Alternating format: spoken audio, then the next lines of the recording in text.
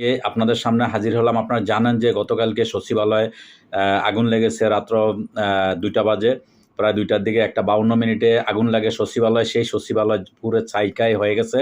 দর্শক, আপনাদেরকে আজকে এই বিষয়ে কিছু কথা বলবো। আপনারা জানেন যে আপনাদের উদ্দেশ্যে কিছু কথা বলবো, প্লাস বাংলাদেশের যে উপদেষ্টা আছে বর্তমান অন্তর্বর্তীকালীন সরকার প্রধান উপদেষ্টা ডক্টর মোহাম্মদ ইউনূসের অধীনে যত উপদেষ্টা আছে প্রায় ২২ জনের মতো, তাদের সবার উদ্দেশ্যে আজকে কিন্তু কিছু কথা আমি আপনাদেরকে বলবো।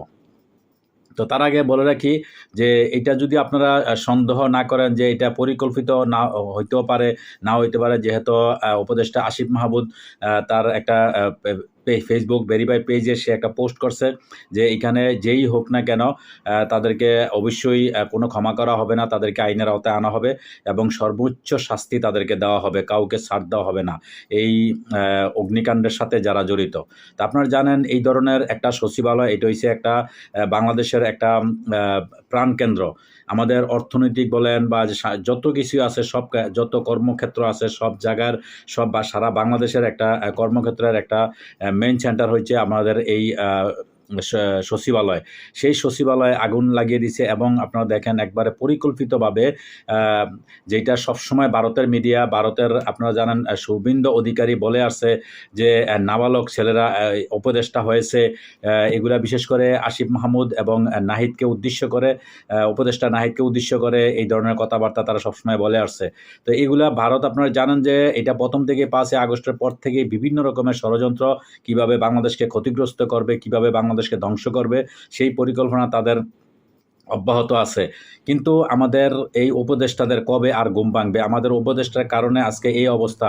এই যে আজকে এই যে সচিবালয় যে আজকে কোটি কোটি টাকা, আপনারা দেখেন যত নথিপত্র, কাগজপত্র, সার্টিফিকেট, এগুলা টাকার বিনিময়ে আপনারা কিন্তু এগুলা করতে পারবেন না, এগুলার ক্ষতি আপনারা পূরণ করতে পারবেন না। কিন্তু হয়তো দেখা গেছে যেটা স্বাভাবিক, যেটা পুরো চাইছে, যেটা আসবাবপত্র যেগুলা ক্ষতিগ্রস্ত হয়েছে, এগুলো আপনার টাকার বিনিময়ে করতে পারবেন। কিন্তু এই টাকাগুলা কার? এগুলো আপনাদের টাকা, এগুলো আমাদের দেশের সম্পদ, জনগণের সম্পদ আজকে নষ্ট হয়ে গেল শুধু আপনাদের অবহেলার কারণে, আপনাদের এই বিভিন্ন রকমের কথাবার্তা বা আপনাদের চলার কারণে, আপনাদের কারণে আজকে এই ক্ষতিটা বাংলাদেশের হয়ে গেল। কেন কেন আমি বলছি শুনেন। আপনারা অনেক আগের থেকে মানুষ সবাই বলতেছে, আপনারা কি কানের মধ্যে কি দিয়ে রাখছেন আমি একমাত্র আল্লাহই জানে। আপনারা কি জানেন না? আপনারা দেখেন না যে বর্তমানে অতীতের যে সরকার শেখ হাসিনা পালিয়ে গেছে, কিন্তু সে পালিয়ে গেছে, মা পালিয়ে গেছে, কিন্তু তার সন্তানরা বাংলাদেশে রয়ে গেছে।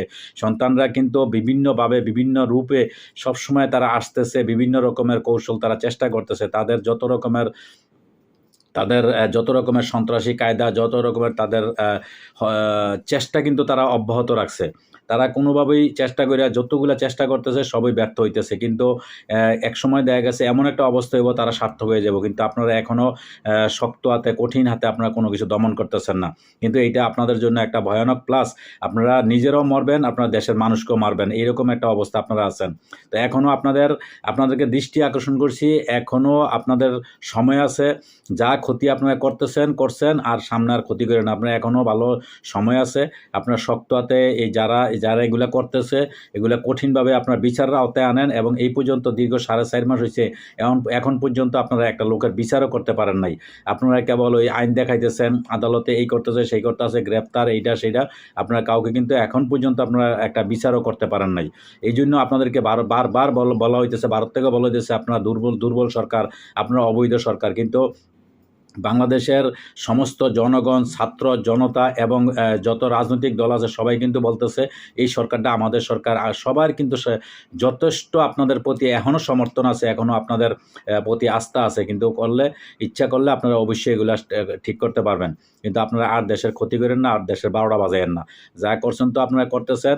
আপনাদেরকে অনুরোধ করি আপনারা অবশ্যই এগুলা সঠিকভাবে বিচারের আওতায় আনেন। যারা এই ধরনের, এই যে বর্তমানে নাহিদ এবং আসিফ মাহমুদের বিশেষ করে তাদের যে দপ্তরগুলো, এগুলাই বেশি ক্ষতিগ্রস্ত হয়েছে একদম। কারণ তারা দুইজনের পর্যাপ্ত পরিমাণ অতীতের সরকারের যত দুর্নীতির যত ফাইলপত্র যা আছে সব কিছু তাদের হাতে পৌঁছে গেছে। তারা এগুলা প্রকাশ করবে বা এগুলা নিয়ে তারা সামনে আগাইব, বিচার করব। এই জন্য এগুলা সব জ্বালিয়ে দেওয়া হয়েছে। এই দুজনের দপ্তরগুলো কিন্তু সবচেয়ে বেশি ক্ষতিগ্রস্ত হয়েছে। এটা বুঝতেই পারেন যে এটার মেইন ষড়যন্ত্র বা এটার মেইন উদ্দেশ্যটা কি। তো যাই হোক, যদি এই উপদেষ্টারা যদি শক্ত হাতে যদি দমন করে, তারা যদি আরটু শক্তিশালী হয়, যদি তারা দ্রুত কাজ করে বা ভালোভাবে কাজ করে, তাহলে দেশের মানুষ অবশ্যই শান্তি পাবে, প্লাস আপনারাও বাঁচতে পারবেন।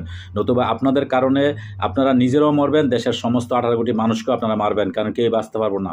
এটা আপনারা মাথার মধ্যে অবশ্যই রাখতে হবে, মাথায় রেখে এটা আপনার কাজ করতে হইব। তো যাই হোক, আমরা খুবই ভারাক্রান্ত, কারণ এই দেশটার বর্তমানে আমরা দেখেন প্রবাস থেকে কোটি কোটি টাকা আমরা রেমিটেন্স দিতেছি, আমরা জীবন দিয়ে কাজ করে মাথার ঘাম পায়ে ফেলে আমরা কষ্ট করে পরিশ্রম করে দেশে একটা টাকা কিভাবে আমরা পাঠাবো, দেশের অর্থনৈতিক চাকা কিভাবে আমরা শক্ত করব, মজবুত করব, দেশকে কিভাবে আমরা আগের অবস্থানে একটা শক্তিশালী অর্থনৈতিক দেশ হিসেবে আমরা করব, সেই চেষ্টা সবসময় আমরা করি। আর আপনাদের ভুলের কারণে আজকে এই ধরনের আমাদের সম্পদ নষ্ট হয়ে যাইব, আগুনে পুইরা ছাই হয়ে যাইব। এই ধরনের ষড়যন্ত্রকারীদের আপনারা কোনো শাস্তিমূলক ব্যবস্থাও নেবেন না, বিচার করবেন না। আপনাদের আশেপাশে ডাইনে বামে যারা ষড়যন্ত্র করতেছে তাদেরকে বসায় রাখছেন, তাদেরকে কোনো করতেছেন না, পরিবর্তনও করতেছেন না। এইভাবে দেশ চলতে পারে না, একটা দেশ এইভাবে কখনোই চলতে পারে না। আপনাদের সামনে কঠিন ভয়াবহ বিপদ আসছে, এবং দেশেরও কঠিন ভয়াবহ বিপদ আসতেছে আপনাদের সামনে। যদি আপনারা এখনও যদি আপনাদের পরিবর্তন না হন, এখনও যদি আপনারা সোচ্চার না হন, তো যাই হোক, আপনারা অবশ্যই এটার দিকে অবশ্যই খেয়াল করবেন, আর দেশের মানুষকে বাঁচানোর চেষ্টা করেন, দেশের সম্পদ বাঁচানোর চেষ্টা করেন। কারণ অতীতের যে সরকারের যতগুলা লোক আছে, আপায় যে পালাই গেছে, কিন্তু আপার যত লোকজন আছে তাদের বিন্দু পরিমাণ দেশের মায়া মমতা তাদের নাই। তারা দেশের সম্পদ, দেশের মানুষ তারা সম্পূর্ণ ধ্বংস করে দিতে পারবে এক রাত্রের ভিতরে, 1 ঘন্টার ভিতরে, 1 সেকেন্ডের ভিতরে তারা ধ্বংস করতে দ্বিধাবোধ করতো না, শুধু একমাত্র ক্ষমতার জন্য। এটা আপনারা মাথায় রাখতে হবে। তাদের ভিতরে মায়া মমতা দেশপ্রেম বলতে তাদের ভিতরে কিচ্ছু নাই। তো যাই হোক দর্শক, আজকে যদি আমার ভিডিওটা ভালো লাগে অবশ্যই শেয়ার করে দিবেন, এবং যারা আমাদের এই চ্যানেল থেকে যারা দেখছেন, আপনাদের কাছে আমার ভিডিওটা যাদের কাছে পৌঁছে যায়, অবশ্যই সাবস্ক্রাইব করে দিবেন এবং সাথে থাকবেন। সাথে থাকার জন্য আপনাদেরকে অশেষ ধন্যবাদ। আল্লাহ হাফেজ।